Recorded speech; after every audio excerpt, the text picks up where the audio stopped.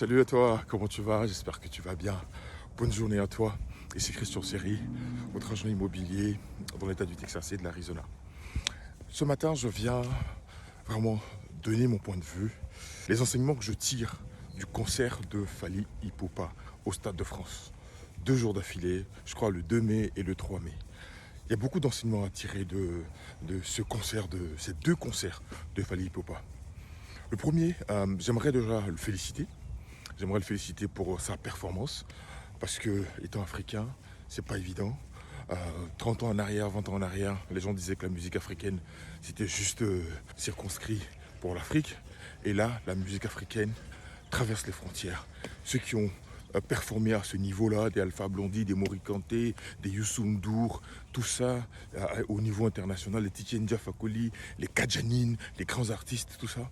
Mais la plupart n'ont pas fait le Stade de France. Parce que le Stade de France, c'est 90 000 places. J'ai bossé au Stade de France, je sais ce que c'est. 90 000 places. J'étais au concert de Madonna, Black Eyed Peas. Je sais ce que c'est que le Stade de France. Et en 2011, il y avait la Nuit africaine au Stade de France. En 2011, ils ont invité tous les artistes africains. Mais là, Fally Ipupa, il était le seul. C'est-à-dire que c'est lui qui a initié ce concert.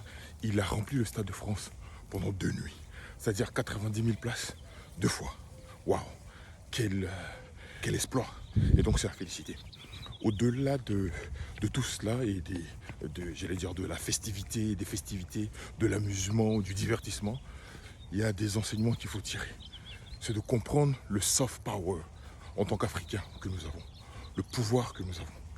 Nous les Africains, on a rempli le Stade de France pendant 2 jours. 2 jours d'affilée. C'est incroyable. Donc on a une puissance, la puissance économique. C'est-à-dire que les gens sont venus un peu partout. C'est toute l'Afrique, c'est toute l'Afrique qui est venue soutenir Fally Ipupa.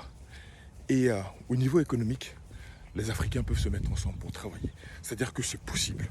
C'est possible. On s'amuse, mais la partie économique est très importante. Comment les Africains peuvent collaborer ensemble, travailler pour le succès de l'Afrique. C'est ça. On peut se réunir comme ça en France, mais on peut le faire aussi en Afrique. On peut se travailler ensemble, main dans la main. En ce moment où je vous parle, le président français, il est au Kenya. Il est au Kenya. Qu'est-ce qu'il cherche? C'est du business.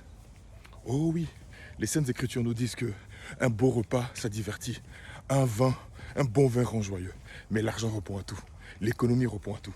Et donc voilà, c'est pourquoi en ce moment le président français, il est au Kenya. C'était pas sa chasse gardée, tout ce qui était Kenya. Lui, il partait dans les pays francophones. Et maintenant, il sort des limites francophones, il va au Kenya.